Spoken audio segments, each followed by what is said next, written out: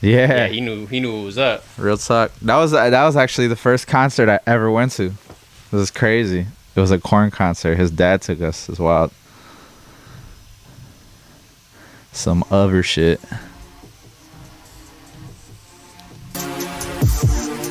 Yeah.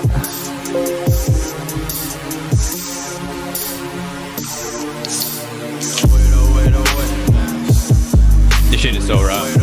You fuck with it? It's so experimental kind of. You know what I'm saying? Like the beat. I felt like I was listening to like Long Live A$AP type shit. Word. That's good, man. It, you know, no cap. It kind of comes from influence of that era. So, I guess that kind of connects well, you know.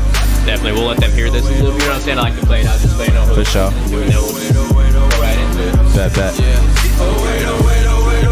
Don't forget my 808s. They won't hear what I gotta say. Salute, dog. Hey, this shit decent. I think this is my first time having a bush light. It's like walking, you know what I'm saying? Like that hard stage, you know what I'm saying? Straight up. Go down nice and crisp. Right. Let's get my lighter, bounce, bounce,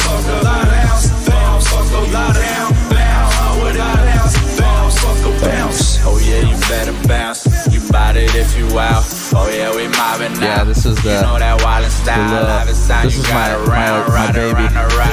This one was like, I was like ready for this. We'll get it. I want to know about everything we get into. No doubt. Coolin', but we never lack. Fuck around and we attack. Shark use, yeah, the roof gon' crack. You the guess and this and that. She ready for another round and said she want it on the mat. Feeling bending, pop a bang on, but I still got it, man. Milo, ODOG, y'all boys acting, need a Tony. Hit you with that IDK, you cause you acting like you know me. It's just you Dolo or you're with another like crew member? They like he's so selfish, why he gotta be so cynic? Though it's level cities, echelons, I had to break my pinnacle. Swear every second of the minute of the day is going crazy. So when it start to slow down, best believe I'm like, oh wait. Don't forget my 808s, they won't hear what I gotta say. Let's get my lighter, bounce, bounce, talk a lot ounce, bounce, talk a lot down, bounce, talk a wait. Don't forget my 808s, Brigade in the building. They won't hear what I gotta say. Let's get my lighter, bounce, bounce, talk a lot ounce, bounce, talk a lot down, bounce, Tune in, we live. Hold up, wait a minute, about that green, I need my spinach. Where they ask pop when we pop out, real shit talking, how I live it. Gonna imagine the image, shook a dream, but rather grip it. I'm just whipping to my vision, turn it to a fact from fiction. Spit a script and then we filming. Shit, my finesse is on pimpin'. Bet it all on risky business. From a land of no religion. Been a minute since beginning. Society, why I'm sinning. But fuck it, just grind and get it. Swear the plays I made in my head today, it's really worth screening, dawg. Hit the stage, my Santa calls me late, and now they screaming for more. Base, you trust you versus us, live round the live, part of shit they both of us. You know what's up, she Just Bush Light for everybody. Reason why she roll with us, I gain no fucks in the result. Sponsor us. Sponsor him. Bush Light sponsor me. Yes. Best of luck, ayy, at it for like 48. All that damn noise, oh what a shame. So much they had called it. Jake told us that we like, wait. Don't forget my 808s, they won't hear what I gotta say. Let's get my lighter, bounce, bounce, talk a lot ounce, bounce, talk a lot down, bounce. Man, got the 036 poster and shit. That shit lit. Hell yeah, I got all these back in college, low key. Gang. There was like one of them little shops that have like a bunch of them like records and shit, like cool ass t-shirts, whatever, and they ended up just having like a bunch of these like raw ass posters and shit that I just got. Bet. So but that means that we are live right now, ladies and gentlemen, boys and girls, anybody who clicked the link and is supporting the show right now, I appreciate it. Tune in, tap in. You're tuning into the season 2 premiere of the Windy City podcast. Always a banger. I'm here with a very special guest. Probably one of my newest favorite local East Side artists, but I want to find out where you're at first. I don't want to speak from where you're at, before anything, but no doubt. From around here, underground artists, got some pretty crazy shit, so it's going to be a banger. Ladies and gentlemen, put your hands together for Mr. Malobrigade over here. Gang, Brigade in the building. Keep it a little Appreciate clap y'all on there, having me, what I'm man. saying? Gotta put the little clap on it. For the people, from the people. For the people. So appreciate it. Appreciate you coming. It's just me Thank you, today. man. I normally have the man in the corner. One of my good friends, Mr. Dio. he ain't here today. So it's just me soloing it today. So all good. Do us a favor. What's going on? What's going on with you today? How you doing? And just what's the word? Man, I'm good, man. Appreciate y'all having me here first and foremost. Hell yeah. Glad to be kicking it here with y'all over East. You know what I'm saying? Hell yeah. For quick information, I'm not a local East Sider. That's okay. So that's why I said I wanted to catch my words, but you know what I'm saying? Right. I just know you just because of the people who I've been hanging out with on the East Side and No all doubt. them artists. Yeah, definitely good homies. But yeah, man, it's good. We about to roll into the new year. Been celebrating the holidays and shit, kicking it with family, laying low for a little bit. Yeah. Being safe with the Omarion virus out there and shit. You know what I'm saying? You know that viral video of him doing like the shit, in his red coat? Yeah, and he yeah, does yeah. it. You know that was at River Oaks around here? Nah. It was at River Oaks Mall. He did Wild that as shit. hell. Wild as hell. So that now means a little more to me, especially being right over here For sure. by River Oaks and shit. But yeah, just go ahead. We'll just start from the beginning. You know what I'm saying? We'll go in, just about you, your background and shit. Obviously I want to get into the music, Bet. and then we'll just freestyle from there. You know what I'm saying? This is the season 2 premiere. We're not giving no fucks. We're just chilling. Season 2, new back, shit. it feels good to be back on the camera, back on the mic. So you said you're not from the East Side. Tell us a little bit about growing up, where you're from, and how all that shit was. Bet, man. So I'm actually from over north. I'm a north sider, like a deep north sider. I sprawled around a lot as a child. I grew up in Albany Park. Was in and out of Uptown as a youth because of this like hip hop youth org, which is like a lot of like where my music influence comes from. I participated in that over in Uptown. It's called Kumba Links. It was actually a family founded organization. And then my teenage years, I grew up in Logan Square and shit. But as of the last couple years, I've been staying like Southwest side. So I'm residing over in Brighton Park now. All right. Which is a bit of a switch for me. I've always been all city for different reasons. I just used to lurk the city and like to explore and all that shit. Hell yeah. Mainly because of graffiti. I used to do graffiti when I was younger. So you were bombing shit. Yeah, so I was just all over the place type shit. But East Side wise, I'm only until very recently getting familiar with this side of the city, which I'm very grateful to finally gain some,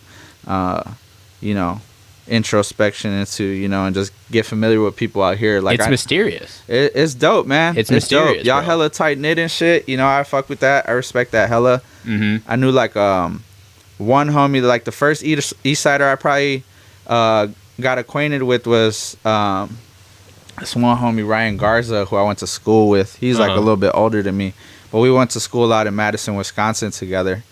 And then after college? Yeah. Did college. you go to Wisconsin? I went to UW. Yeah. Oh, really? Yeah. Did you go for there for 4 years? You Yeah. graduated and shit? That's raw as hell. Yeah. That must have been a crazy ass time. It was wild. That's what I was saying. That's like, obviously, that's like when you think about party and shit, No like doubt. you think about fucking Wisconsin. Straight up. In America, Wisconsin is the drunkest state in America. Yeah, they got. That's all they do. A wild history of drunkenness out there. Super wild. Yep. Became an alcoholic out there, you know what I'm saying? Nah, That's what I'm saying. So when you said you never had a Busch Light, I'm like, that's Right. crazy because if all they drink is shit like this out that there. ass, So I was low key about to say that, like, damn, it's kind of wild that I didn't have a Busch Light until I'm here, that's crazy. But yeah, man, East Siders I finally started getting more familiar with once I got back out of school type shit. Like I knew Ryan, and then other people that I got familiar with was this homie Barbie. He's a DJ, as well as this guy Steve Walsh, who's doing like a documentary about the East Side. Mm-hmm. And is that a city within a city? yeah, city within a city. No, he's raw as hell. He's like, that's like the first time someone's actually taking the time to like document some shit that happens out here. So I'm fucking with a lot of his shit too. Hell yeah. So I knew them, and then only until like about last year I was working with this one homie, Equan. The manager. He manages a couple of these guys. Nico's manager and shit. And through Nico and Equan I got to know like Sebastian. Oh, okay. And then met that's like the homie right there for sure. No doubt. And then through Sebastian I met fucking Mass Attack and all them, you know what I'm saying? Oh, that's the homie George, 100%. Yeah. I fuck with him heavy. And yeah, man, I got a lot of respect for y'all. Motherfuckers be on the grind out here. It's real, like I said, tight knit. It's a cool community. Absolutely. Much respect. No, we fucking with it heavy. So No what so obviously what you were talking about how you kind of came up doing a little bit of the tag and shit, stuff like that. I like to, people have they're feeling about it, whatever. But I just call them street artists. You know what I'm saying? So what came first, that or the music? So I was neither actually. So I'm a hip hop baby. Like I was saying earlier, I grew up in this org that was like largely revolved around like teaching hip hop to youth and shit, right? Yeah. And so originally what I came up doing in that was like spoken word poetry. Mm-hmm. So I used to do like slam poetry and compete as like a youth and a teenager through this organization called Young Chicago Authors, YCA. And I used to compete with the Oregon team called Kumbah Links. Mm-hmm. That's the org I was in. And yeah, so I started writing through poetry. Did that for a minute through my teenhood, and then like jumping into my teenage years because I've been exposed to like DJing and graffiti and all that shit.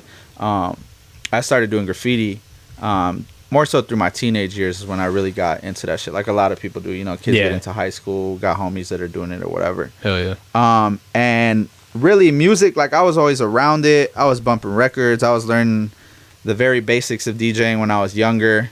And like always like beatboxing and freestyling like at these like different slam events and shit. But it really wasn't until getting into my first year of college that I got like more serious about music. Mm-hmm. Up until that point, like I was just doing more so like the poetry route and shit. And that's kind of what got me into college. I went to UW on this scholarship that they do out there that's actually funded for people who do like hip hop arts and shit. It's called First Wave. Oh, really? Yeah, so it's like a fully funded opportunity for different people who are doing like either spoken word, if you're doing rap. If you could demonstrate that you're doing some type shit that's like involved in hip hop arts, then you can get a chance to go out there and write that shit. So for anybody that's watching this younger, look that shit up. First Wave, UW Madison, quick plug. Hell yeah, or DM, you know what I'm saying? Maybe you could put them on or some shit, but that's raw as hell. I didn't even know anything like that really existed, especially if, at a school like, UW, you know what I'm saying? Madison, straight up. So it's fairly low key is kind of the wild part. But yeah, out there, I was, a lot of the people that I came into school with, upon the like scholarship cohort, was doing music and shit, One of them was, a really good homie of mine that I came up with in the youth org. His name was John Vietnam. He was a Vietnamese cat out of Uptown and shit, up north. And he was like super duper heavy about his like music grind. I mean, this guy had been like since like an early teen was like making his own beats, recording himself, mixing himself, all this shit. And like really, really like grinding out. He was super passionate about it, very leadership based, and motivating a lot of the like homies that had all come in together at school. And it was really upon exposure to him that I was like, man, bro, I've been on this like poetry shit. And I liked it, but I was kind of always rapping in my poems type shit. Mm-hmm. And it was like inevitable that I was just like, nah, I'm on this rap mode is really what I've been like all this time. Yeah. And homie motivated me. Unfortunately, like my guy, he passed away our first year in college and shit. So RIP to the homie and shit. RIP to the homie, man. No doubt. But he motivated a lot of people, around us to like really get it moving and shit. And that's kind of where my jump start for music was at. Got my own equipment, started writing, started getting into production and shit. Mm-hmm. And sharpened that sword for a minute until I got serious about releasing. Yeah. Hell yeah. That poetry background probably like is definitely it puts you ahead in the game in terms of like your lyricism and shit, you know what I'm saying, when you're writing songs and making sure like it flows right, you know what I'm saying. A lot of people just go out there like and just start saying random ass shit, which it could work, you know what I'm saying. A lot of 2015, 16 when mumble rap was at its height, they were just saying whatever, you know what I'm saying. Like you can make it do anything, but I think nowadays like it's a lot harder to blow up like that. I think a lot of more people are focusing on like the lyricism and shit like that, which obviously you're going crazy with, you know what I'm saying. The whole YI tape, you know what I'm saying, like that I mean that's crazy. I was bumping that all day, like I was telling you. Appreciate that, bro. And that shit went absolutely crazy for sure. What was I gonna say? So when you started college, tell me a little bit more about the college years, just about going to school and stuff like that. Were you going for like music or like anything, like what was your major and stuff? Nah, not in particular. So that was one good thing about the program was they didn't really like enforce any specific like rule of you have to major in something along like the music line or anything. Yeah. UW-Madison is a state public university, so they didn't really have anything in terms of like, let's say, audio production like I would have wanted to do. Yeah. They do have like music majors, but that's for like classical composition and shit like that. Yeah, if you're trying to be a music teacher and shit like that. Yeah. So it left it very open to people. I studied journalism, mass communications, but regardless, on the side, I was just, involved in like the music community there and trying to find any like music outlets that I could find in the academic world and shit, and then definitely staying as plugged as I could with the city back home when I was back and forth. You ever try to push any of your shit out in Wisconsin, in Madison? A little bit, but I don't think I was as serious and as sharp about it then was the thing. Honestly, like, it would have been a good move for the sake of, like, audience and, because you probably had, like, 50,000 kids there around the same to spread that word around, Yeah, so I did a little bit. I would say, like, the highlight of like, my pushing music there was one time I got to open for Freddie Gibbs when he was still, like, on the come-up type shit through, like, a school-sponsored event. But that was like about it. Aside from that, like I was homecoming type shit or something like that. Nah, they there was just different sponsored events that used to come through the radio station. And they were hosting an event at one of the local venues there and shit. They always looking for openers. Often we're tapping in with the talent from our scholarship program because there was a lot of people that was doing music and that shit. But yeah, other than that, I was also like briefly a radio DJ and did some of the marketing direction for the radio station there. So you had a job working at the radio station too. And how was that? I hear working at a radio station. I mean, I heard it be kind of hectic depending on what radio station you're at. But I mean, I hear some pretty good things about it in terms of like connecting yourself with like people who could put you on or learning like good lessons about music and shit. So how was that? No doubt, it was dope, man. Not super hectic. I mean, it was a student run organization, but had a very large budget, and what I came to find out later was like one of the like top student radio stations out of like public universities in the Midwest and shit. It had like a really good facility and studio and stuff, not super hectic, but definitely got exposed to like some of the programming direction, people who did like promotions and shit, and got to know some people who were still maintaining some longevity and doing like music work and stuff. You ever hop in the studio in the radio station and try to record some shit? You ever got access like that? Yeah, I mean, I had access to it, bro. The thing is, their recording equipment there, they had all the like the mics and shit set up, but they didn't have it routed for the sake of like being able to record it through their computers and stuff. But the equipment they had off bat was like really good. They had like different type of Shure mics, SM7Bs, really good monitoring systems and shit like that. Yeah. So usually when I was over there, I was trying to jump in on like production and shit. Like, I'm gonna come in the little suites and make some beats and shit because they just had really good speakers and like isolation. Yeah. Damn, that's raw. So you said that you were keeping. Oh, I still had a little bit of music playing on. So working. So you started a little bit of the rap shit. You got more serious about it, going into your college years, kind of graduating until right now. Sure. Take me to the first. So I've been watching some of your music videos too and shit like that. I mean, they're pretty good. You got a decent ass shooter too. One of them, I forget the name of it, but it looks like it was shot in Cali or something like that. Did you have a shoot somewhere else in another state or something like that? Yeah, I did that. It was June of this past summer. Yeah. I shot that on an iPhone, man. My homie. Oh, did you? Yeah. That looked like a good ass video. It's decent. I came up on this little cheap ass little stabilizer on Amazon. It's literally just like a bracket that holds the phone in the middle. But with that alone, it gets pretty smooth footage. And I just had my homie who's staying out there.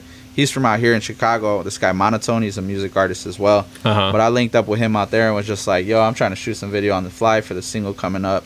Let's get into that. Hell yeah. And he was just down to help shoot it and shit. You were saying though before that, my bad, like when I was first like jumping into music, or no, like So just kind of how it all came together. Obviously, like it's first like you got serious like in college, so I kind of wanted to see how that kind of influenced you, what you took away from that, but like getting more serious into the music. What year exactly was that? Man, honestly, like I had been delving it through like the college years and shit, but it wasn't really till like 2015 or 2016 where I was actually like, I'm starting to like write shit and try to put together like shit for a tape, in in the near future or whatever, you know. Yeah. And I was pretty busy with schools. I wasn't focusing on them heavily as much as I wanted to, and it wasn't until I graduated. I graduated in 2016, right? Okay. So it's been some years now, and getting out of school, having some more time to be able to focus on the music, like I had already accumulated most of my studio equipment when I was in school. Yeah. And by the time I got out and had that time to really like jump in and focus on that, was like really 2016, 2017 era. And a couple of homies of mine were renting a studio out on the north side. I jumped in on that lease with them and started renting a studio with them. And I've been holding down that studio down to this day. So you're still there? Yeah. So it was really like 2017 when I started really, you know, isolating my recording and getting in there a lot, you know. Around that time as well, I had picked up an internship shortly after I got out of school at first I did an internship with Steve Walsh, the guy who was doing the documentary about the East Side. Yeah. Over I at was his confused with his name. Yeah, over at his creative agency under my homie Manny Real. Manny Real's a videographer. And where's he based out of? Steve? Yeah. Steve is based out of Chicago. But he stays in Pilsen. Oh, okay. Yeah, but he an East Sider and shit. Mm-hmm. So I did a short internship with them on some video tip. Kind of went the video route into a recording internship at Classic Studios over on the north side. They're a really well-known rap recording studio. Not only rap, but primarily hip-hop and rap and like R&B and shit. Oh, yeah. And that was really where I got like I would say a short stint of like brief exposure to like the engineering side of things and like recording and working in studio, working with clients and stuff. And I did that for about half a year and then took that forward into my own studio. Try to start booking clients, working on my mixing and shit, you know. Mm-hmm. So really what I'm trying to say in all this is like since that 2017 point really to the 2019 2020 point, I was like, you know, in the shadows on some I'm recording a lot of shit. I was working on like upping my mixing skills and kind of overwhelming myself a little bit with the education side of the technicalities of it and stuff, you know. I was like, you know, I'm trying to get this shit as smooth as possible before being like, let's push the button. Definitely. Yeah. So you have all this experience basically that you're gaining in lyricism, videography, right? Engineering, you know, sound engineering, stuff like that. So does that mean that you are do you do all your stuff or do you work with an engineer? Do you have someone who masters your music? And I also saw in some of in the music video produced by Malobrigade. Yeah. So are you producing your own beats too? So basically how much help are you getting, obviously trying to you know get over, you know what I'm saying, trying to make it?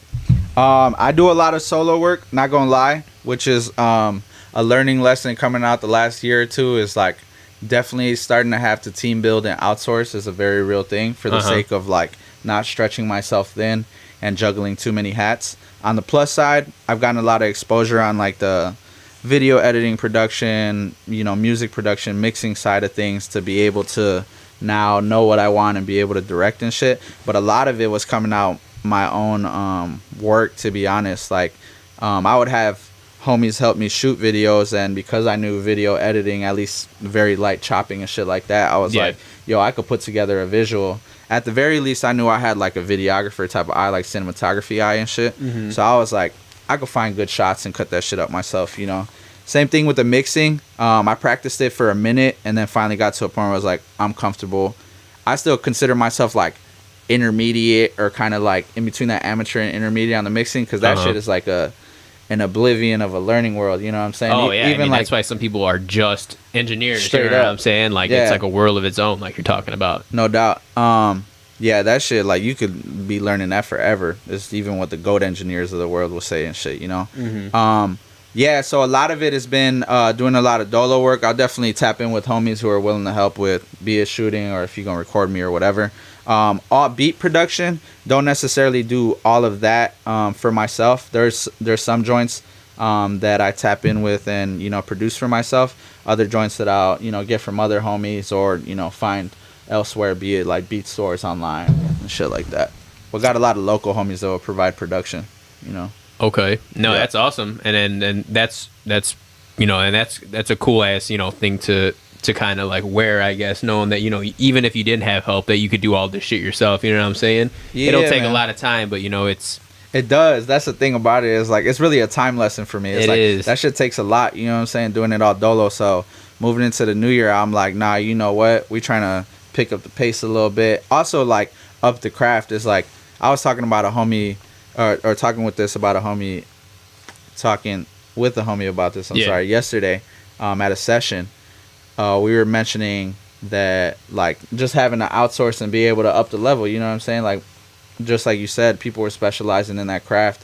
It's gonna bring that up just that much more, you know what I mean? Yeah, you gotta be able to let your own shit go to somebody else who is gonna provide that different perspective and different skill to, who's got that ear, you know what I'm saying? I'm working with all these up. people, you know what I'm saying? Maybe, you know, they've worked with somebody who's, you know, similar to what you're putting out, right? Facts. So they can make that little twist on there that maybe that, you know, you haven't really explored yet and shit like that. So no doubt. And I know what you're talking about with all that, with all the wearing that hats, man. Like I'm trying to, obviously you see here, you know what I'm saying, I got nobody working the, you know, the sounds for me. I got nobody switching scenes for me. He doing it though, bro. He doing this shit right now. I'm trying to do it, you know know what the I'm saying? whole shebang. Yeah, and this is, you know what I'm saying, and it's not, you know, no fucking $1 million production I got over here, right? But whatever I have, you know, I try to make it work, you know what I'm saying? Like the money that I do have, that I do make, whatever, like I want to put it into something where, you know, I could, you know, work on my craft like you are, you know what I'm saying? Like hell yeah. I'm not, you know what I'm saying, the for real business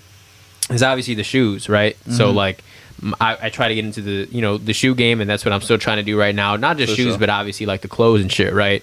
And that's like kind of like a whole world in itself, right? Kind of, you know, knowing how to price that shit, you know, knowing how to like, you know, bargain, and, you know, like knowing when to buy, what shoes to buy, what not to buy, you know what I'm saying? How to get it, you know what I'm saying? And, you know, getting shit is almost impossible nowadays, right? So you got to like learn how to like buy, you know, you got to learn how to use softwares, you know what I'm saying? Yeah. And then on the top of that, you know, I'm kind of getting into like the restoration game, the customization game, you know what I'm saying? Oh shit, that's lit. Trying to like, you know, so if people are not, you know, right off the top of the bat trying to buy something new, you know what I'm saying? Well, maybe I could just help you out with something you already have, right? Yeah. And on top of that, you know, trying to do the podcast too, you know what I'm saying? So it definitely gets overwhelming at times, you know what I'm saying? Sometimes you're like, damn, you know what I'm saying? Like, I'm doing a lot. What route am I gonna do? You know what I'm saying? Like, you know, I feel like I'm pretty good and like pretty, you know, everything that I'm doing, but I'm not like an expert at, you know, any of it yet. So it's like, man, you know what I'm saying? Should I just focus on one thing and, you know, fuck these other things? You know what I'm saying? So, but at the same time, it's a pride thing. You know what I'm saying? You know, it's like it's my own shit. I like, you know, having like, you know,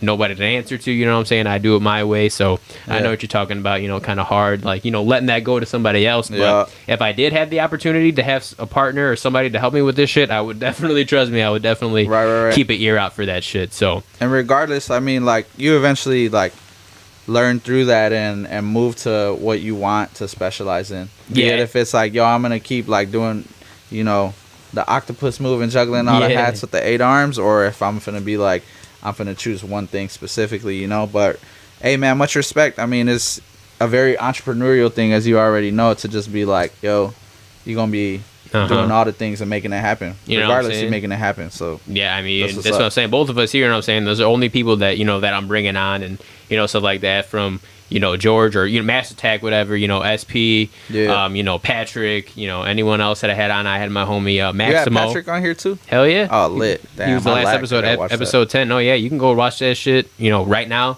Go watch that shit, and actually, well, pan over to me.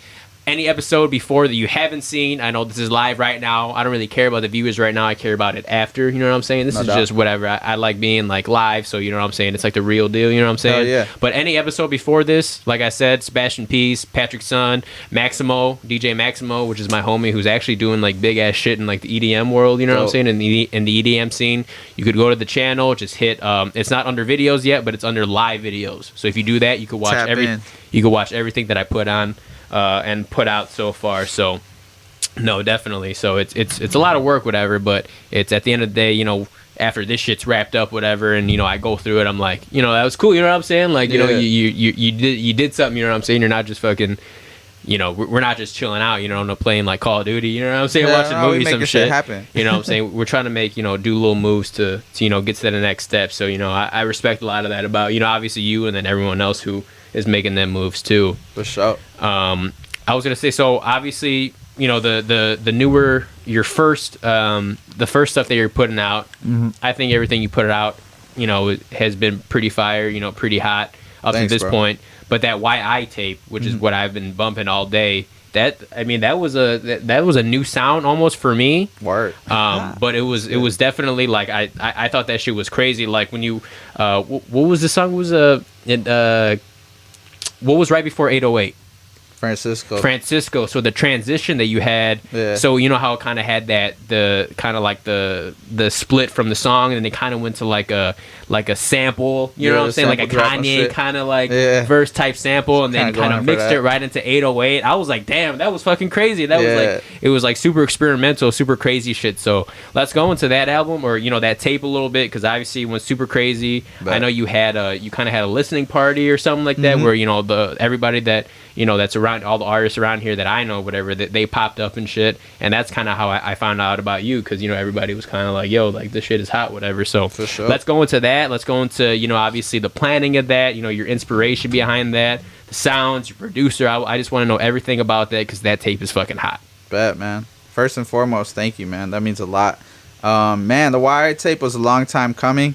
For the most part, it's really just like a self-proclamation tape, which is kind of speaking to the title, YI type shit. Fiend the G, the secondary title to it, was actually in regard to a previous rap name that I went under. I used to go by Marv G. My name is Marvin, and last name G.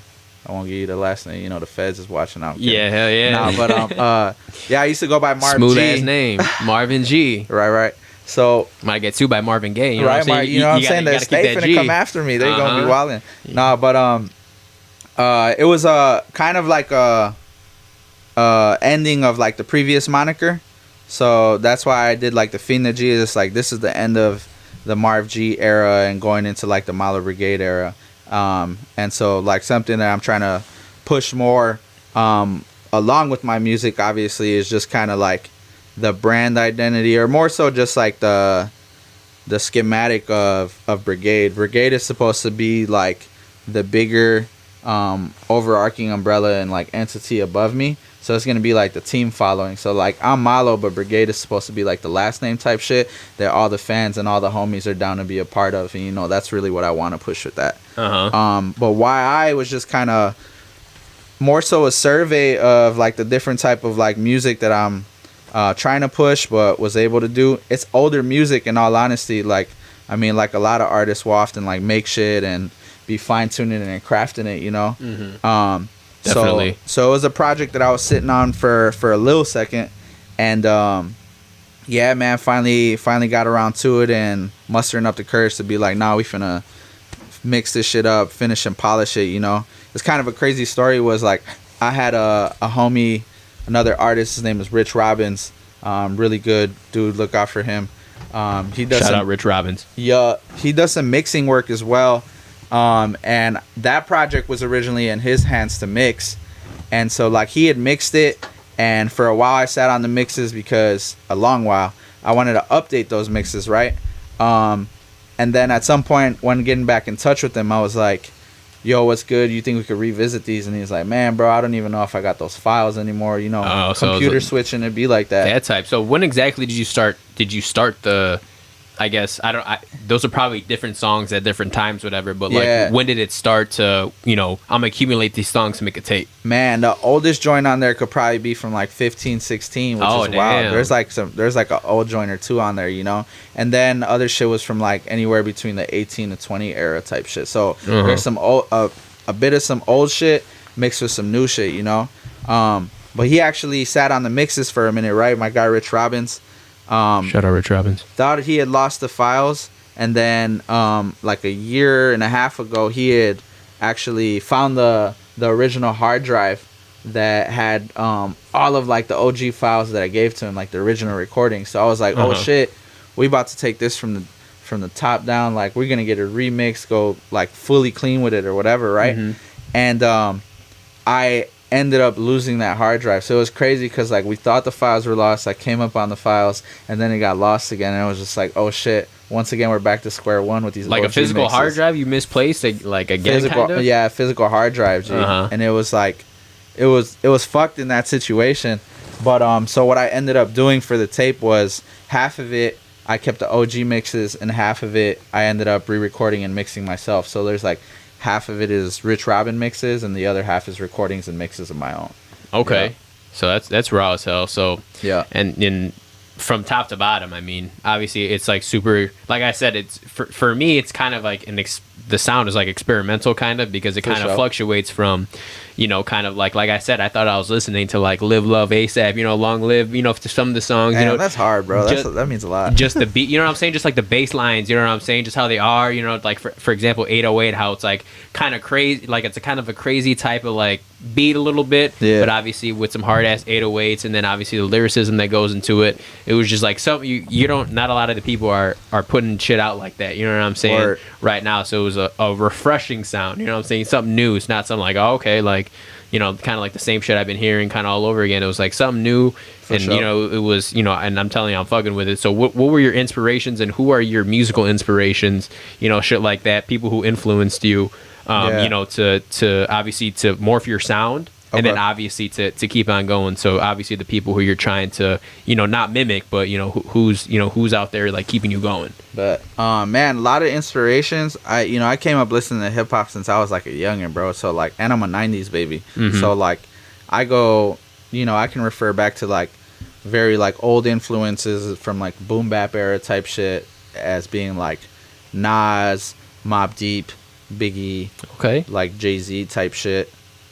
I'm fucking with all of it. I would say out of the group, a lot of people would be fucking with Biggie, which is obviously 100% fine. Whatever. Pac, of course. I just never. Oh yeah, and Pac, whatever. I never really got into Biggie too much, but obviously Nas. What? I know, right? I know Nas, but Mobb Deep, you know what I'm saying? Like it's dark stuff. It's dark them stuff, shook ones, dope. you know what I'm saying? If you didn't freestyle the shook ones at some point in your life, you know what I'm saying? Like, you know what I'm saying? You really weren't a hip hop head, you know what I'm saying? So you're like, no, that shit's raw as hell, and I could definitely see that a little bit in the rhymes too. But that's old influences. I mean, Nas is even still a contemporary influence. I mean, he going crazy right now. But as far as like more newer contemporary sound of like the last 5 to 10 years type shit, people that I very much took influence from will be people like, honestly, I'll say Kanye West on like rap and production and shit. People like A$AP Rocky, not gonna cap, like he had a lot of influence on me, you know, coming up when I was like first starting to do music and shit. In terms of like the low-key like wild energy, problematic as this might sound right now, is like Travis Scott had a little bit of an influence on me within like the last few years and shit. And I'm gonna try to reserve my my feelings about that and shit. But if I can say one thing about it, I mean, that definitely, like, I don't think that should have, you know, because before this, whatever, Travis Scott, I mean, is up there like top 5 artists, you know, of our, you know, I would. Facts. It ain't even really problematic. I don't even know why I said all that. You know what I'm saying? But it's some an people, unfortunate situation. Some people like to make it into something like that. You know what I'm saying? Some people just love to, like, you know, create a narrative and, like, you know what I'm saying, like try to like blow something up that really shouldn't be blown up like that, you know what I'm saying? Just to, like, you know, kind of like make it seem like, oh man, he's got a good point. Oh my god, you know, we should listen to this guy. It was tragic, you know what I'm saying? It's tragic. Absolutely tragic, but that's how he's been for the past 7 years. Yeah, straight up. All his rate, you know, everything about him was all about, you know, raging and shit, you know what I'm saying? When he was performing at Lollapalooza, like, they only gave him 2 songs before they kicked him out because everybody was going crazy. He was like, jump the fence, you know what I'm saying? Like, get the fuck up here, you know what I'm saying? So that's been him his whole career, you know what I'm saying? Like, it didn't just happen and now he's like a bad guy, you know what I'm saying? Like, if you didn't give a fuck then, why are you giving a fuck now? It's because he's the biggest ever, you know what I'm saying? Because he's a big target, you know, he's a headliner, he's got his own show. Oh my god, you did the same thing you've been doing for years, you know what I'm saying? And now something happened, like, whatever. It's just a crazy situation the way it went down. I mean, I think it's going to change festival culture, at least to a certain degree, security-wise, for better or worse. It's going to have to do something, you know, just because motherfuckers got to be careful. That shit is dangerous, you know what I'm saying? I mean, but Texas is just dangerous to begin with, you know what I'm saying? They don't give a fuck down there, you know? Don't mess with it. Don't mess with Texas, you know what I'm saying? So, like, those kids are crazy to begin with. Yeah. But, yeah, I mean, those are some of, like, I would say, like, a blanket version of, like, influences. But, man, I've just consumed a lot of, honestly, primarily hip-hop and rap music since I was younger. So, like, you know, there's just a lot of different people that have influenced me. Forgot to shout out or say Lil Wayne as an influence too. My first favorite rapper was Lil Wayne. I came up in the Cash Money era, bro. So like, oh yeah, what are you, like 27? Nah, I'm 30, bro. You're 30? This shit wild, right? Yeah, I mean, thanks, well, man. I'm trying to look young out here. That's what I'm saying. I mean, I'm not too. I mean, I'm 25, whatever. So For I mean, sure. you know what I'm saying. I am not too far on that. I mean, I'm on the back end of the 20s now. I'm gonna be 26 in March. Bet. So I'm on the back end. You know what I'm saying? So you good, bro. You young as hell, bro. I mean, enjoy that shit. I try to think of it that way, but sometimes I'm like, damn. You know what I'm saying? Like, college was just seemed like it was like, you know what I'm saying? I was not giving a fuck the other, Right. It seems like the other day, but I'm still trying to hold it down like that. You know what I'm saying? Whichever. So, no, that's raw. So who are you listening to right now? Man, I was wondering if this question was gonna get asked. Yeah. I did mention Playboy Cardi. Right. I love Cardi. That's why I said Playboy Cardi. Cardi's lit, man. Maybe about like a month back, I was bumping a lot of Cardi.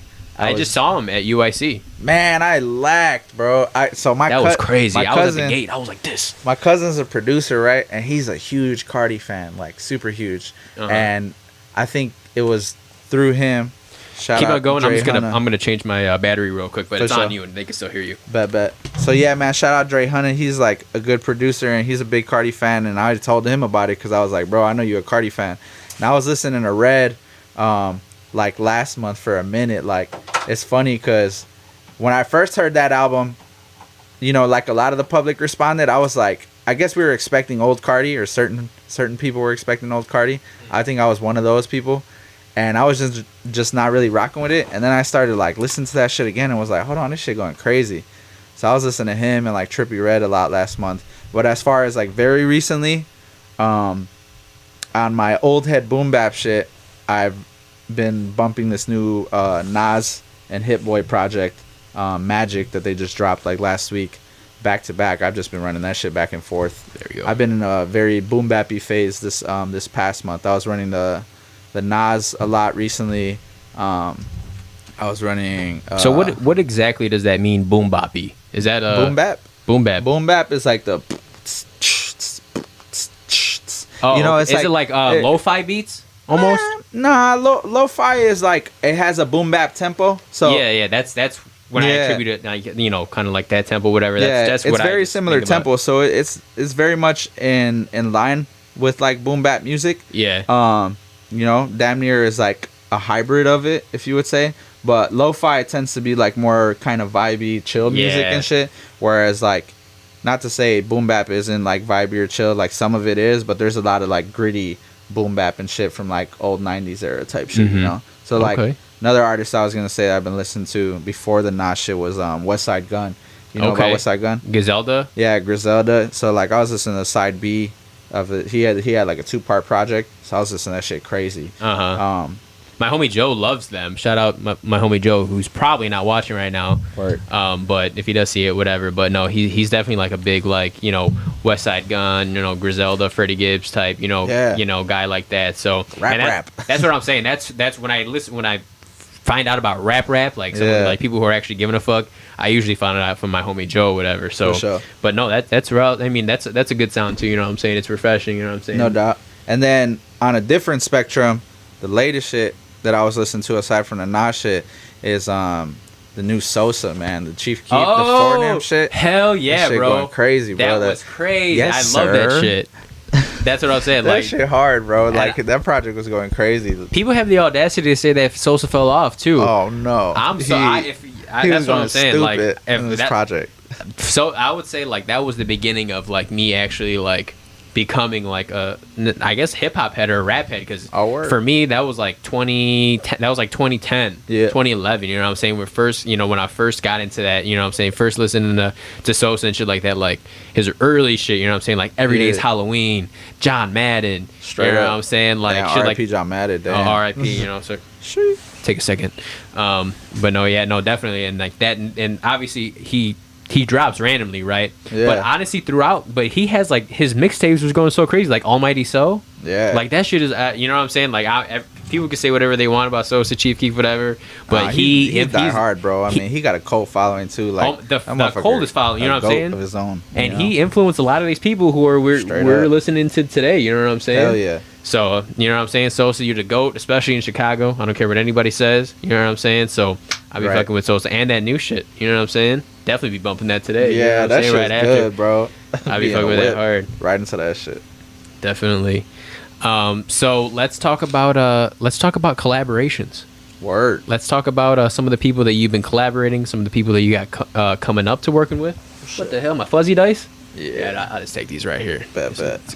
I wonder if it landed on snake eyes. It would have been a about to get that's what I'm saying. Rolling and shit. About to go to the horseshoe after this. Straight up on the block. So yeah, let's talk a little bit about collaborations. People you worked with in the past. For sure. We'll just start off there. People you work with in the past right now, and just who you've had good experiences with. Okay.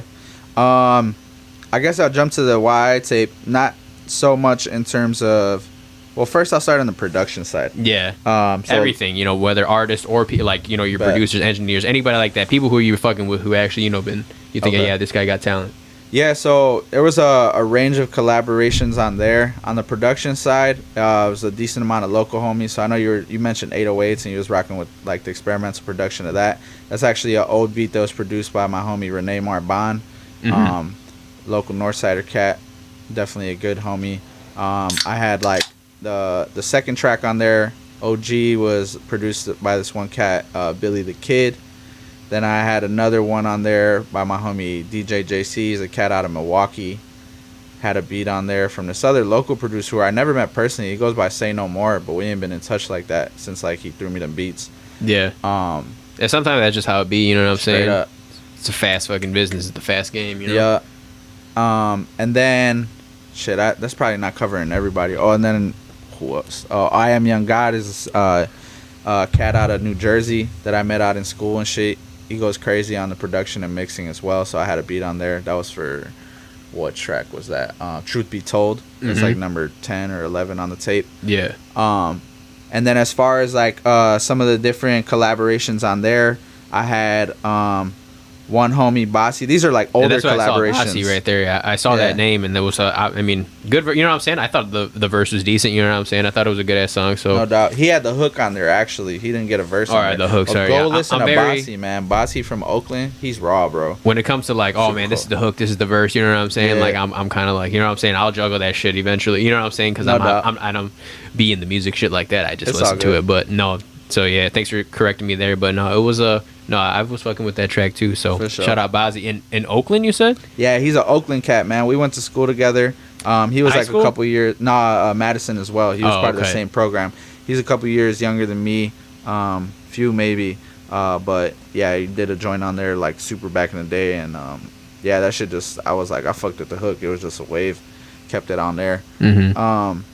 Yeah, as far as like contemporary or like new productions, honestly, I feel like a lot of the collaboration. Yeah. A lot of the like collaboration I've done before is more so been on the beats tip, like tapping in with local producers or other producers I know elsewhere and just being like, yo, if you're down to throw me some shit, or if they reach out to me or whatever, Oh yeah. I feel like getting more people on the features tip is something that I'm really needing to jump into now. The newest collaboration that I had for that tape was with Mia Alva. She's actually an artist, a singer from my original. She's on the intro, right? Yeah, she's on the intro. Yeah. Super dope singer. Hell yeah. I met her through Equan as well. He set up a session for us before, and then I was just like, yo, I'm kind of looking for a vocalist for this intro. Let me know if you're rocking with it, and she was down and shit.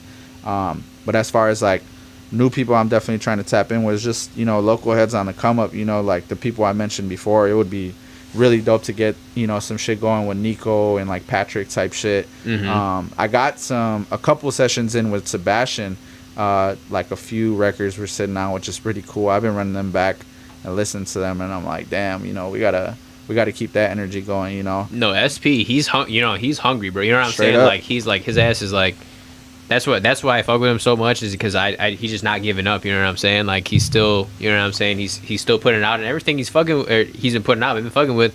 I don't know if you saw the video.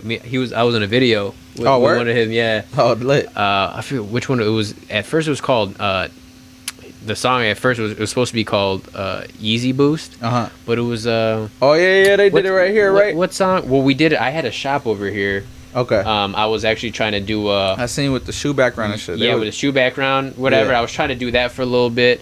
Obviously, Amused.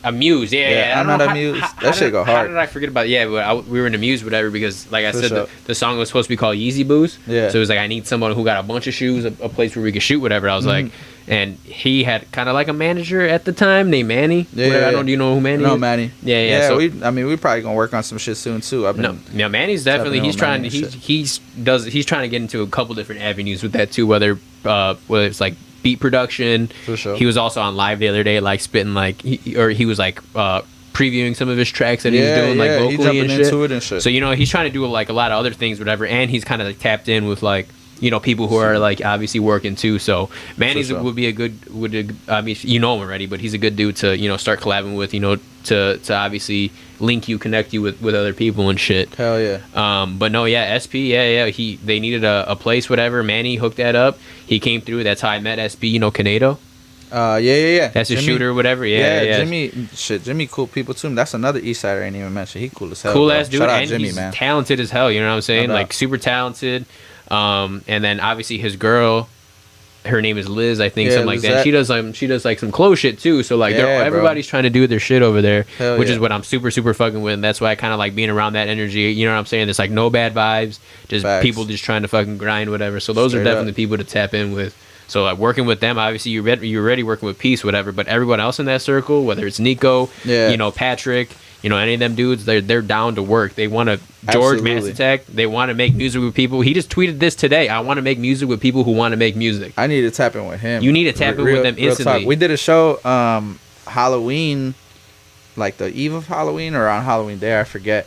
And yeah, man, he was one of the he's artists watching on that right set. now. He said, "Let's collab, G." I'm telling you, he's like he definitely he's like the type of dude like George. I'm fucking with super wavy, man. I was blown away. And he got the like, band damn. and everything, and he's just like ready to work. And that's why I'm fucking with George. And I know that with him and his band, like that sound too. That's something that like not a lot of people are doing, like the full band production type shit. So he's gonna be doing some crazy ass shit.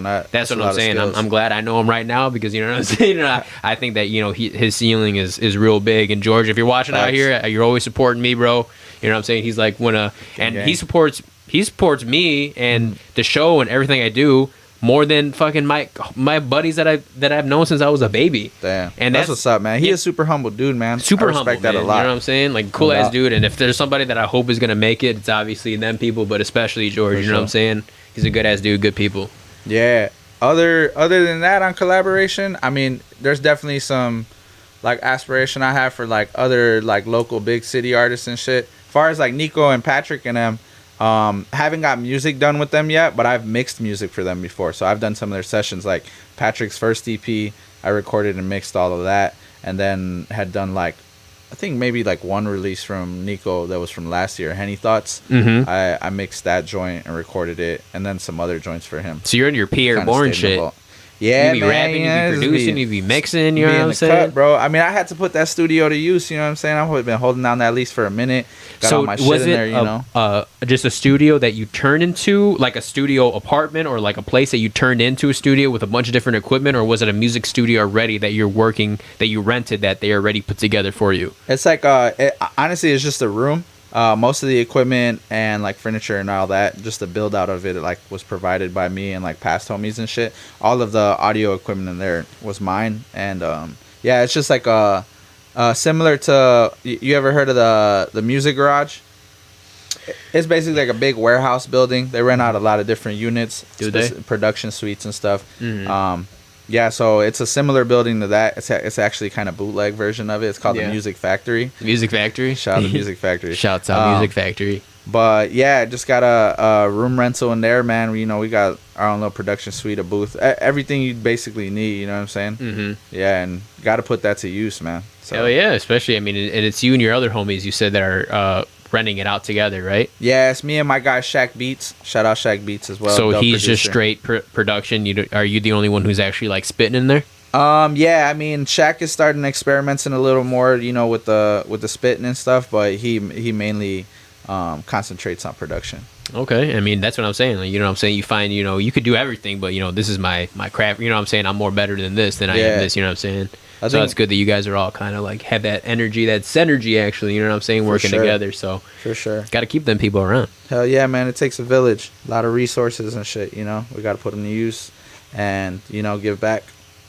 Have any bad collaboration stories? People who you're trying to fuck with one time and you're like, man, I don't know if I could do this, man. Like this guy, I'm getting bad vibes. You know what I'm saying? I thought that we were about to, you know what I'm saying, hit it off, and yeah, it just ain't working. You don't got to name no names or anything like that. You don't got to put nobody on blast. But I mean, obviously, if you have a story or anything like that, you know, that's what we got the mics for. And not in particular, thankfully, like in terms of like bad vibe type of situations. Yeah. Or actually, there's been a couple people maybe who I've like thought about working on music before, but like the vibe is already like on a surface level, like not really there and kind of sketchy. So I'm just kind of swayed away from that.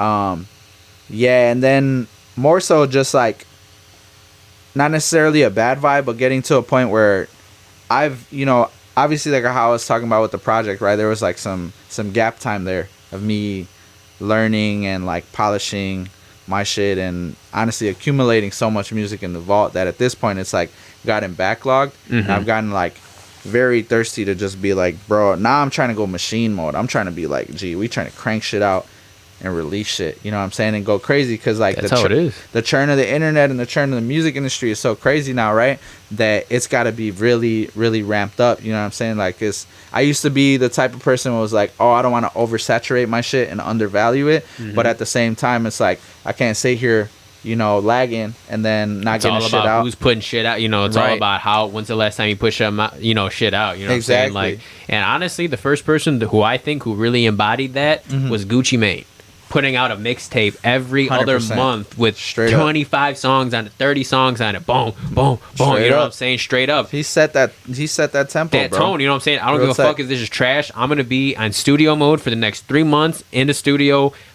I mean, for them, probably 10 hours a day. I mean, they were getting fucked up and shit. Was grinding it out, bro. You ever read the Gucci book? I have not. My homie has that. That's a crazy book. I'm gonna have to check that shit out, because low-key he's hella inspirational, bro. He is inspirational. I fuck with him heavy, and that's how I found out about his story and how crazy like his life, and just if everything in his story is true, which he hasn't really rubbed off on me or given that impression that he would be lying about anything, really. You know what I'm saying? Yeah. It's literally a miracle that he's still alive today. You know what I'm saying? All the shit that he was getting himself into. Shit's super wild. You know what I'm saying? The drug dealing, the gangbanging, you know what I'm saying? Like hanging out in like, you know, just like trap houses, you know what I'm saying? Recording in trap houses, stuff like that, you know what I'm saying? But just that grind never left, you know what I'm saying? Because it's kind of different between us and somebody like that, you know what I'm saying? Where their only outlet is, I gotta pump this music out because I have nothing else to look forward to. We are a little more fortunate to have, you know, obviously be born into a better, you know, life a little bit, but then also, you know, have the opportunity to do something else if just in case this doesn't work out. But for somebody like that who doesn't have another option, I was like, you gotta pump that shit out. You have to, because what else are you gonna do? So that's why, I mean, don't be afraid to pump out all that shit, you know what I'm saying? Do, you know, but anytime you make something, you know, fuck it, I don't care, pump it out. Someone's gonna like it.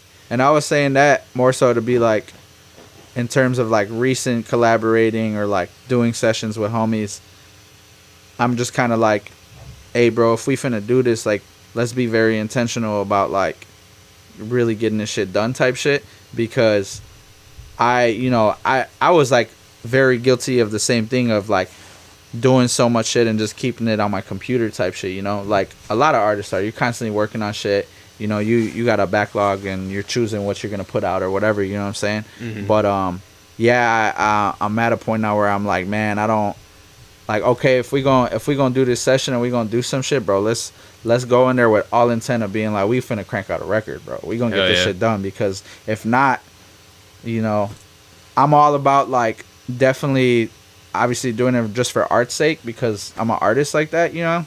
But at the same time, like don't waste my, you know what I'm saying? I'm not trying to waste my own time, you know right? What I'm or waste your time, you know what I'm saying? We gotta get this shit done, you know. Hell yeah, yeah. George has said that. You ever heard? You know who Ksenia is? Yeah, the engineer. Yeah, she raw as hell, bro. She is raw as hell. Like I follow her, or whatever. She is raw as hell, and she works with George. That's George's engineer, whatever. Yeah, and they're at the music garage. He said, no doubt. So I've seen that through his like posts recently. I didn't start following her work until like a homie, my guy Monotone that I mentioned earlier, he had mentioned that he's recorded with her, and then last year pandemic time, this company / organization Engineers, which is like one of the founders is Mixed by Ali, who's like the TDE engineer for like Kendrick and Schoolboy and all these people. Okay, no, yeah, They had Ali. a competition. It was like a mixed competition. They did like a March Madness kind of bracket, and it was engineers going head to head, like mixing like records from like different people who provided stems and shit. And then she made it to second place. So I was like, oh shit! I was like following that shit. I'm like, yo, once she's a woman, you know, in the engineering game, which is like tough alone, you know what I'm saying? So shout out to that. But and like foreign too. She's like from Russia or something like that. Russia, she didn't give a fuck. She just came here and said, I'm gonna mix music. Right. And she, you know, on the Chicago based tip. So I was like, oh shit, you know, hella support for that. And since then been following her shit. She cold, bro. She's a dope ass engineer. Dope as, you know, she's super raw. I would love to interview her in the studio. You know what I'm saying? No I think that would be a cool ass I gotta get a session setting with and her, shit. man. Hell yeah! I mean, obviously, I know that if you link up with George, you link up with Mac or Mass Attack, whatever, he'll definitely put you, you know, on with whoever he's working with too. He's definitely not a stingy ass dude or anything like that. So that'd be raw as hell. Are you managed by anybody? I'm not, man. You know, it's funny. I've been like, I think with the project, like I was having to like self-manage and like produce like a lot of like the social media content, getting everything like calendar dated and making sure to stay ahead of it for the sake of promo and shit. And that was a lot alone, just like the social media management, especially because so much of the organic promo is social media based. So it really everything is, you know what I'm saying? Everything is social media based. Exactly. So it really becomes like a social media management like kind of job type of shit. And that has kind of gotten me in this zone of being like, man, do I need to like start looking for that, especially having juggled all these hats before and all that. With the amount of intention and like being serious about it that I'm getting into coming into 2022, I'm starting to like consider that and want to do that. But I was also listening to this podcast recently. It's called Lawyers for Musicians. It's actually really dope. It's run by these two like entertainment law lawyers and shit. Yeah. That are based out of Chicago. And one of the latest episodes that I listened to, I think they stopped it back in March. But one of the latest episodes I listened to, they were talking about like managers, because one of the lawyers is he's a lawyer and a manager. That's usually how it goes when if you're a good manager or like a good agent for a sports guy, you normally have a law degree because you're facts. You're good. You have to know how to read a contract, how to interpret it, how to know what the fuck they're saying, and you know a lot of people try to put some slinky or some sneaky ass fucking lingo on there to try to fuck you, you know, in the future. So if you just have your homie or your mom manage you know what I'm saying, someone who really doesn't have a law background, you can end up getting kind of fucked in, even though that's not their intention. And then you have like a big disagreement, like, you know what I'm saying, like, so if you're gonna get a manager, someone who you really want to get serious with, or an agent or something like that, make sure it's someone who knows like the business, someone who knows how to read law, or at least being able to like direct it to the lawyer that's like, hey, we got to look out for that shit type shit. But on their podcast episode about the management and shit, they were saying how like artists have often reached out to them in terms of being like, yo, I'm looking for a manager and woo. And their response often, at least because they work with bigger artists, like one of them, he like manages Doja Cat and shit. He's like one of the Doja Cat managers. So like obviously it's like a different type of level and shit. And so what their advice to like younger up and coming artists was like, yo, don't think you need management or reach out to a person to seek management until there's something that needs to be managed. You know what I mean? So to some degree, like there are certain tasks that I'm tasked with to be like, oh shit, damn, a manager would come in clutch to help out with this shit, or like strategy, more so to just kind of like build and ask questions with and like strategize with. But at the end of the day, like they got to be there more to assist the vision as opposed to like provide the opportunities and create that shit. Like that's traction that the artist, from what they were saying, the artist has to get going on their own, and once that shit is like bulked up and bubbled up enough, that's when it should be necessary to like really need a manager and shit, you know what I'm saying? So I took it with a grain of salt, but it was like some good advice at the very least. So do you think that right now that, I mean, obviously 21's basically over, right? But for 22, your vision, do you think that you're going to need a manager? Low key, yeah. I think it would good. I think it would be a good mission and like point to like set trying to look into it at least by like second quarter type shit. Okay. Because I'm really trying to like this year. I finally got somewhat consistent with shit. Whereas next year I'm trying to be like, yo, get rid of this backlog. I'm trying to bombard that shit. You know what I'm saying? Yeah. And to some degree, that's going to need to take management along with like seeking newer opportunities and, you know, pushing it up to the next level. So, yeah, I'm going to be seeking that. Definitely. I mean, so I guess in terms of live performances, getting booked, shit like that. Yeah. Do you think you're going to need a manager for that? Or do you think that you're going to be able to do that on your own? And do you have anything coming up? I want to know about past performances, right? But as they're talking about managers right now and you know stuff like that, take me through as far as you know getting booked and shows and shit like that. For sure. You know how are you doing that right now? And you know are you doing that? Obviously you did have you know your pop up or you know your listening party shit like that. But I mean obviously you do want to get out there. You do want to you know showcase your skills to you know people who don't know you yet. Yeah. Are you going to be able to do that on your own, or do you think you need somebody to help you with that? I think it would be good to like jump in partnership with somebody to help with that. You know, I've done it a decent amount myself alone and maintained that. Yeah. But honestly, because I've been concentrating a lot on the art and a lot on like the promotion tip and like executing other like just technical things that need to get done, it's been somewhat put on the back burner to be like, damn, you know, I also got to get out there and be booking these shows type shit. Thankfully, I've had opportunities from like on the local spectrum from people who have been like, yo, you know, they rock with my work and shit. So they'll be like, yo, jump on this gig, you know. And so that has worked, but I definitely am looking to keep that way more consistent because along with the music consistency, it's also got to be like show consistency. You got to show face. I mean, pandemic was different and that paused things for a little bit. But, you know, that's, you know, phased out. Not phased out necessarily. Shit is kind of still grim right now, but at the very least, it's getting a little crazy right now. Yeah, currently. But you know, getting back into like warmer seasons and open air shit, like that's something that I want to get way more strategic about. To be like, you know, shit got to get booked. Definitely. Well, we got something minor in the works. I gotta. Okay. I've been falling off a little bit, but I've been. But Manny and Peace and.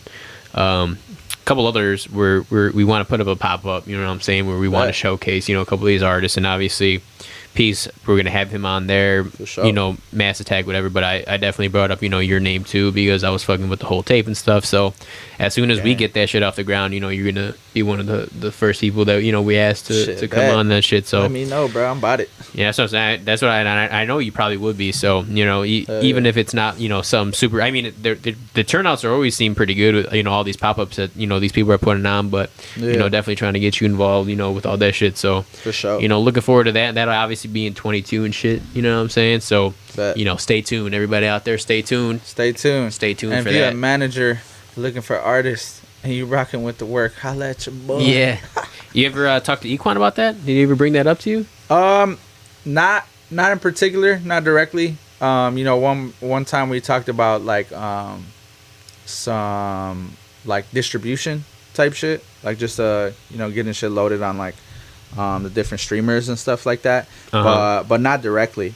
And you know, like, man, Equine, I mean, that motherfucker talented, bro. He be on his grind and shit, you know what I'm saying? So there's been parts of me that have been like, damn, you know, what's up? Like, maybe I would, but at the same time, I think that's a conversation that needs to naturally happen. Plus, like, he's got, like, other artists that he's working with and all types of shit like that, you know what I'm saying? So you want to be with somebody who's going to give you, like, you know, their undivided attention, you know what I'm saying? You've got somebody who's got like 15 artists, you know what I'm saying? How much time are you going to give to me? He only got like a couple, and I think he does well in terms of like serving each of them type That's shit, good. No, know? I'm saying just if anybody does come up to you, you know, make sure that they're going to give you, you know, that time and shit, you know what I'm saying? Because obviously, you know, what am I wasting my time here for if, you know, I'm asking, you know, for a day or two out of the week and, you know, you're always busy, you know, type shit. That's what I think about when I think about, you know, trying to get a partner and stuff like that, you know what I'm saying? Valid. Yeah, I mean, you definitely there's got to be a synergy there too, right? Got to be. Yeah. Absolutely. You guys got to hit it off right off the bat. Hell yeah. You know what I'm saying? No doubt.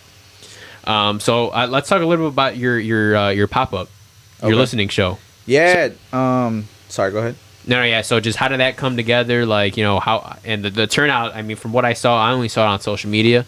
Turnout seemed good. You know what I'm saying? A lot of people obviously are seeming like they're fucking with the tape. So how did that come together? Obviously, getting that show together. Where was it at? I think was it in Pilsen? Yeah, it was in Pilsen. Yeah, Pilsen, right? And then just that experience, and then obviously, what are your intentions on having something like that, for another tape, or kind of just showcasing, having shows for yourself, you know what I'm saying, even if you don't have somebody booking them for you. Yeah. So the listening party was dope. Definitely a dope turnout. Shout out Project 1021. Shout out Project. They're a DIY space based out of Pilsen. Okay. Run by some Pilsen heads, Charlie Glitch and shit. Pilsen heads. He helped provide the space. They have like a shop that they do different events and things like that through, as well as kind of like sell merch through. And man, I talked to Charlie about it. He was down to like help provide the space and shit. And so leading up through the promo, one of the big things I was trying to concentrate on, it was either gonna be like, it's gonna be a show for the drop, or it's gonna be a listening party. Part of me kind of wanted to like utilize the traction and like the momentum to do just a show on the spot and perform it for folks, but I also was like, you know what, I'm not trying to like project this onto people. I just want people to have a good time. So it was like more so just like a party, like come through, kick it, finna have some drinks, just play the tape. Hell yeah. And it turned out to be very decent, man. One thing that I've been like having to concentrate on is like really understanding what the goal of each thing is, right? In terms of like what is the end goal or the outcome that we're trying to do with a project or a drop and shit like that, That's my homie Kabashi, shout out Kabashi, that I've done music with before. He's a marketing guy, right? Like he works in marketing, and so he's always tended to like be on me and be like, yo, like, what's the goal for this, or where are you trying to get that to? Are you trying to get them to your website? Are you trying to get them to your streamer, shit like that? And I was talking shop about the project with another homie of mine, Holt, about like ways to go about like rollout strategy and shit like that, because this was gonna be like my first solo tape and shit. And one thing that a gem that he dropped on me was like, after asking me some questions and digging out some information, he was like, okay, so what is your goal? You got to have the goal the same way like Kabashi had asked. I was thinking it was really like getting people to just listen to the tape, which is very much a part of it. But because of like the limited amount of audience that I currently have right now and still like building it up, he had shared with me like, it sounds more like a goal is like building up that initial core audience. So that's really where the listening party came about, is like, what, we got to start like running up the motor for like the first initial core fan base, you know what I'm saying? Yeah. And so that's what the point of that was. It was dope, man. It seemed dope. Time. I wish I was there. Hopefully the next one. Definitely next one I'll be there. No doubt. But for future shit, would definitely like to do something in a similar vein. If not that, it would likely probably be a show, because I had when I considered doing it like more performance based, I was considering being like, yo, what's up, Nico, Sebastian, y'all trying to come through, do a little set and shit, and then I'm finna do the tape or whatever. So running something like that up would be super dope coming into like the first half of next year. But yeah, I mean, the DIY tip to some degree is necessary sometimes just to get the initial ball rolling, get some spectation and some eyes on it, and then proceed to the next move and figure out some new shows and different events and shit. But now I'm starting to realize there's got to be something like with the music, you know what I'm saying? I mean, I've kind of known that before, but as much as the music can be good and getting that out there, that's like the first thing necessary. Like there's other components to it that are really gonna have to attract people, No, definitely. And have you been utilizing on Instagram like the promotion aspect of that, like ads and shit? Yeah, like running like an ad like for 5 days, you know what I'm saying, for $40 and doing shit like that.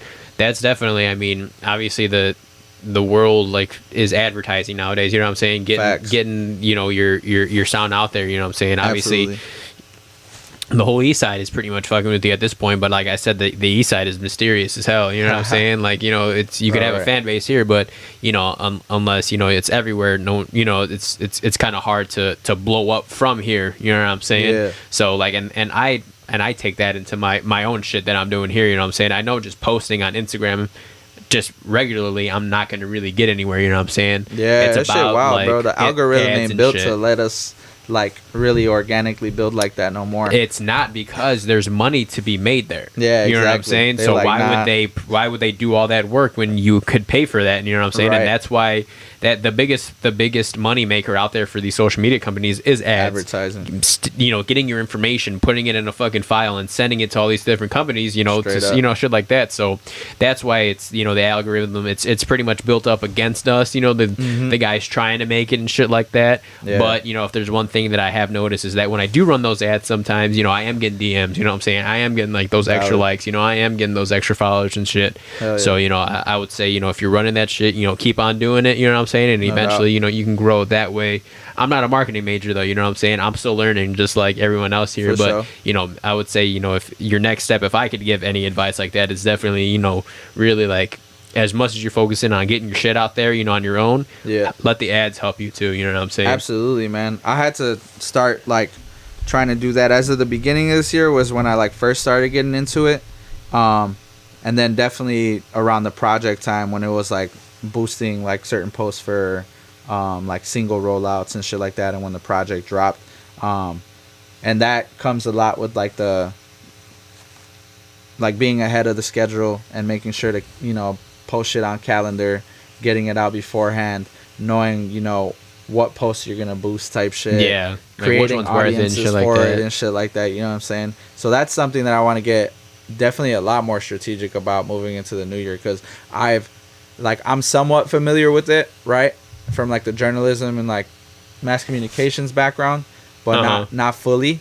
And you know, as much as I've like gotten my feet wet now with it, that's really like a piece that's going to be able to tap us into like, you know, bigger audiences outside the organic base from the city and shit. And my homie had dropped that gem on me. He's done social media management for like big orgs and shit before, and he was like, you know, yeah, bro, like definitely like focus and concentrate on getting your core base up within the city, you know what I'm saying? But like don't lack on or underutilize the power of like the internet and you know, these like low-key like cheaper ad options to be able to tap in with audiences all over the nation. Like recently I just for Instagram, only until very recently, I created an audience for Europe and shit. I didn't even know you could do that. I thought it was all only like nationwide based. And you're actually able to do it for like international base too. So I went through all the little European countries, put all the interest and shit, trying to experiment with some budgets there just to see what kind of traction I get from that shit, you know? No, definitely. I mean, obviously, you know, if you're looking for that type of audience, whatever, I mean, just tailor it to whoever you think, you know, is going to be fucking with your shit. I had to make a specific audience, you know what I'm saying? I just did like sneakerheads, like guys like 18 to like 20 to like 30 or something, like 35, something like that, you know what I'm saying? Like, you know, people whose interests are like, you know, music, or not music, I'm sorry, like fashion, sneakers, you know, streetwear, hype, you know, hype, like hype beast type stuff, you know what I'm saying? And I'll run that, whatever. And, you know, I definitely, you know, I could get a little better with trying to, I guess, filter that audience a little bit. You know, there's obviously, we could learn, you know, little tricks that we don't know yet, you know, what to put that, you know, we think, oh, we should just put sneakerhead, or no, put athletic shoes and shit. You know what I'm saying? Like something a little more defined than, you know, what we're listening to, something a little better, you know, I guess, vocabulary, I guess, you know what I'm saying? To use stuff like that. So it's all experimentation on the marketing tip, man. Like, hell yeah. You know, test out an audience, see how the budget performs, what's your cost per click looking like type shit. If that shit looking decent in that, you know, run with that. If not, then, you know, run it back to the drawing board and, you know, see what other kind of targets you got to put on there. Definitely. So what are your major goals for 22? So let's talk about upcoming projects. I know you said you want to put a lot, you know, obviously you can our goals, hey, we want to do twice as much as we did in 22 as we did in 21, you know what I'm saying? But like actual, you know what I'm saying, like short term, long term, you know what I'm saying? Let's say like actual things that you're trying to get done, like, hey, I want to have my tape done by July, you know what I'm saying? You know, I have me and this guy are planning on, you know, collabing in February, like, you know what I'm saying, like set in stone type shit. Do you have anything like that coming up? Yeah, man. I'm trying to do like a every 2 week type of drop, tentatively, with at least minimum like once a month, you know? Yeah. You know how, like, I don't know if you ever heard the whole Russ story with being like he was dropping shit once a week, and it was like, you know, he really bombarded the internet and caught traction like that. Different time era, you know what I mean? But very much still a similar kind of situation in terms of the internet churn. You fucking with Russ?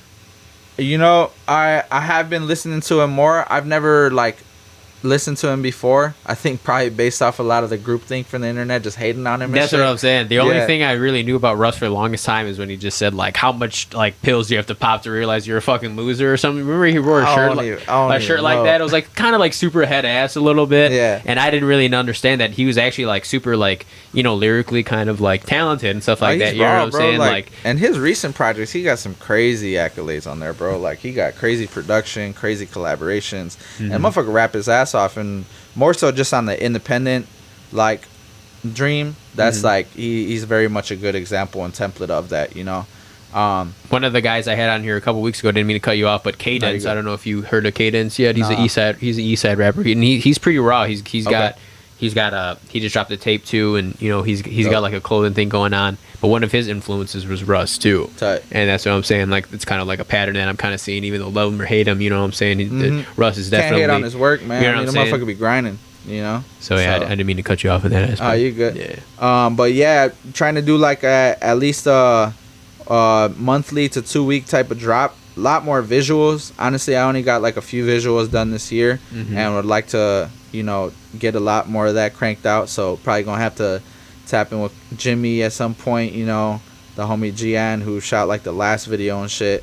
Definitely get some DIY videos done if need be, just to keep it consistent. And I mean, I've had multiple project ideas that I've been like batching up already, bro. So like preferably trying to, like, these days, you know, real talk, in like the big leagues, motherfuckers be dropping multiple projects a year. It's not no one project a year type shit no more. And you know, understanding that, I'm like, nah, bro. Unless you're Cardi. Yeah, straight up. You know, those are like, there's like the artists who can do that, where like, yo, I'm finna drop every few years. Because people are such like, a wide fan when base. is he gonna do it? Right, And then he's Cardi, like, yeah, I can do it whenever I want. Rihanna or you know, Drake, and like these big names that are just like, yo, I have the capacity of my brand continuously living, and you know, just being able to, I can ghost y'all for a minute type shit. Yeah, because you'll be here when I'm back. Right. You know what I'm saying? That's a level that we both aspire to get to, right, you know, one day. And on the come up spectrum, it's very different. So I really got like a goal for like a project first quarter, preferably within the first 2 months and shit. It's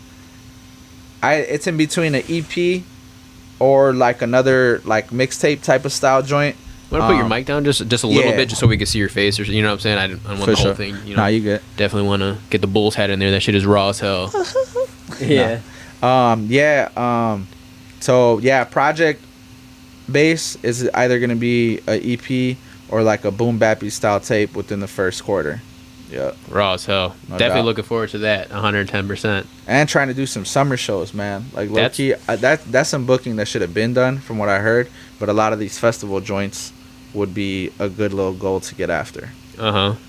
No, yeah, it's all about calling around too, you know what I'm saying? All these like little local venues or bars that always have people like performing and shit, you know what I'm saying? It's all about calling it, hey, like, when's the next time you're having somebody there? You need an opener. Sure. No, all right, boom, next one. Boom, boom, boom, yeah, hey, do you guys need open? You know what I'm saying? Even if you have to have that old school approach, you know what I'm saying? Even if it's not technically like calling them and shit, like DMing like the bar, or DMing like the venue or something like that, you know what I'm saying? People who are always, or a promoter, you know what I'm saying? If you know any promoters who are like, oh, this night we're having this, you know what I'm saying? Like, yo, like when some like, you know, you guys like need anybody like that, you know, like a new, like I'm saying, like an opener or some shit like that, you know. Hell yeah. So like I said, even the old school approaches, you know what I'm saying, like history repeats itself, you know what I'm saying, like facts. You know, and in like the music world, that goes a long way. A music event? No, in the music world, that goes a long way. Just like that genuine, like reaching out and, you know, That's what I'm saying. And that man, eventually, when you do get a manager, obviously, like, you know, that'll be a lot of help, you know, to you too. Absolutely. Let's see. We talked about a lot of pretty much everything that, you know, I really wanted to get a better picture, you know, a better idea who, you know, the real, you know, Malo, the real, you know, Marvin is. And I, you know, I think I got a pretty good, you know, idea of what's going on. Obviously, I'm fucking with the sound. You know, I've seen where you're coming from. Word. I got, you know, a better idea of, you know, what's to come. For sure. So obviously, you know, you're definitely a friend of the show now. You know, we're fucking with you heavy. I wish my boy D was here. You know, he definitely, you know, would be fucking with you just as hard. I do have a giveaway that I want to do. A word? Yep, a giveaway.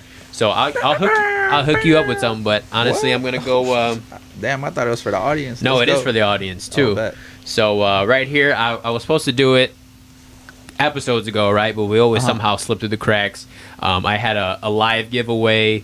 Probably like a third episode or something. But the chick who won it, never responded to my DM. Damn. And I did, and I multiple messaged her, whatever. She just wanted nothing to do with it, whatever. Maybe she thought I was like trying to scam her or something. I don't know. A random scam likely. That's what I was saying. Yeah. Scam likely probably came on when I fucking messaged her or whatever. So let me go back here. Actually, I'm gonna go. Shout out to the folks viewing. Shout out to the folks. Get lucky. Well, no, it's gonna be any follower that I have. Oh, bet. So basically, I know I've been saying this for weeks on end that I'm gonna do a live giveaway. But I actually am going to do it right now. So the giveaway is going to be this Travis Scott, as we were talking about earlier, X Byredo candle. It's limited edition. Can't find this anymore. StockX is about $150 value for a candle. Damn. I'm giving this away right now because that's how much that I'm serious about my shit. Whoever wins better answer that DM. Hell yeah. If you don't answer it, then fuck. I don't know. I'm just going to burn this bitch. Like, I'm going to, you know what I'm saying? Right. I'm burning a Bath and Body candle. Get sensual right here. That's what I'm saying. But no. So Travis, it's called Space Rave. You can kind of smell it a little through the packaging, and it's just like straight cologne, like an awesome, like a really good ass candle. So I'm trying to give this away, special edition right here, and then also on top of that, the Blaze Orange Windy City Connect beanie. You know what I'm saying? You can't find these numbers. That's a good merch. I like that. I'm gonna hook you up. We're gonna hook you up before you leave. Don't worry about it. Thank you. But no, yeah, the Blaze Orange. You know, great color. I love like the highlighter orange or like the highlighter yellow color, shit like that. You know what I'm saying? So the Windy City Connect beanie, original logo, straight patched on, good material. So you'll be getting the hat, the Windy City hat, and then also we'll be hooking you up with the candle too. So you could sell it. It's literally still packaged up. Dead stock candle. You don't think I'd be saying that? Dead stock candle right here. So you could do literally whatever the fuck you want with it. Very rare. Smells fucking fantastic. So let's just get to it. Whoever's following right now, I appreciate it, and this is how I'm going to show my appreciation. So we're going to go back here. And that's the followers. And honestly, I want to hit StockX really quick just for everybody, just so we could get an idea of what you're actually getting. Receipts. So the Travis Byredo,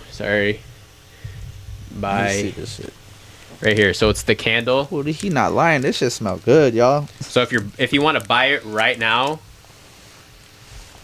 let's see next, because you know StockX be putting all those like hidden charges and hidden fees and shit that you have no idea about. Right. So I want to make sure this is 100% transparent with everybody. You know what I'm saying? $149, right, is what they tell you. But right before you go and order, it's going to be $185 for a candle here. So I got all my followers right here locked up. So I'm going to go ahead and just start the draw. If you win, congratulations. And here we go. Just so you know, there's no bullshit going on right here. It's generating one of my followers. Drum roll.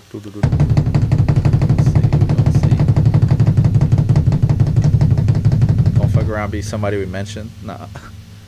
Love Lotta C. Love Lotta C. Well, I mean, won. Let's go. It's lit. Love Lotta C. I don't know if you're probably not watching this right now, but I'm gonna definitely reach out to you. You're the winner of the candle here, and like I said, I'm gonna DM you and. Or you, him, I don't know what you are yet, but I'm going to DM you. If you don't answer me, I'll give you about a day or two. If not, then next week, I'm just going to have to raffle this off again. So, congratulations. Love Lotta C. I'm probably going to have to ship this shit out, but like I said, look out for that DM. Yurt. Mr. Brigade, do you have anything else that you want to let the audience know before we pack it up here? Shit, man. Tap in with the work, man. The YI tape is out. It's been out a good little month now. That's available on all streamers. Link in my bio. I'm available everywhere as Malobrigade. That's MALO Brigade. If you Google it, search it on socials. And definitely keep watch. 2022 is going to be active. And I welcome y'all to join the brigade, man. Join the fucking brigade over here. Windy City Connect. We definitely have joined the brigade. Looking forward to everything that you're going to put out. Definitely fans of you now. You know, we're going to stay tapped in. And then whoever that, obviously the people that, you know, I've been tapping in with the show, you know, people who are looking to collab, I'm definitely going to throw them your way. For sure, man. So I appreciate you coming on. You know, we definitely, you know, we're gonna exit with another banger that you have on the tape. Hey, bro, this is one of my favorites on the joint. I love the sound. You know what I'm saying? I love the sound and all this shit. So appreciate it, everybody, for tuning in. Season 2 premiere. Thank you for watching. If you're not watching now, you can watch it later on when I post it up. I will chop the shit up, send it to you so you can put it on your socials so people can know that you were on some shit. For sure. Other than that, appreciate it. DM me, follow at Windy City Connect. And you know, follow them. A follow would definitely put your name in for the next draw. So for sure. Other than that, we appreciate it and see you next week. No doubt. Thank you, man.